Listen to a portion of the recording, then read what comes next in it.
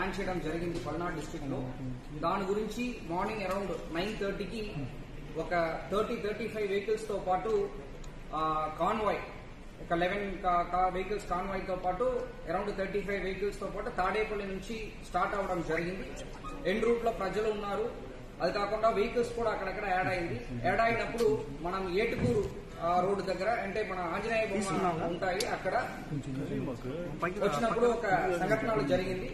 దాంట్లో ఏంటంటే మన చెల్లి సింగయ్య అనే వ్యక్తి లింగలాయపాలెం విలేజ్ నల్లపాడు లిమిట్స్ లో ఉన్న వ్యక్తి యాక్సిడెంట్ లో చనిపోవడం జరిగింది. అక్కడ జరిగినది ఏంటంటే AP 26CE0001 అనే టాటా సఫారీ వెహికల్, అది కాన్వాయ్ వాహనం కాదు, ఒక ప్రైవేట్ వెహికల్. దాంట్లో తగిలి కిందకి పడిపోయారు. దానిపైన వెహికల్ షోల్డర్ లో ఎక్కడం జరిగింది.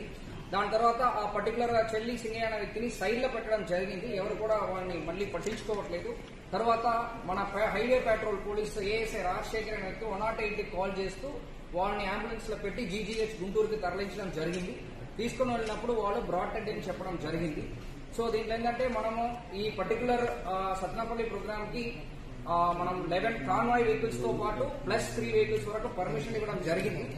కాకపోతే దాని కాకుండా మళ్ళీ ఒక 35-38 వెహికల్స్ ఎక్స్ట్రా జాయిన్ అవ్వడము, తర్వాత అన్ఎక్స్పెక్టెడ్ గా క్రౌడ్ ఎక్కువ రావడం వల్ల ఈ సంఘటన జరిగింది. దీనిపైన వాళ్ళు కంప్లైంట్ ఇచ్చారంటే దాని మేరకు మనం చట్ట ప్రకారం చర్యలు తీసుకుంటాం.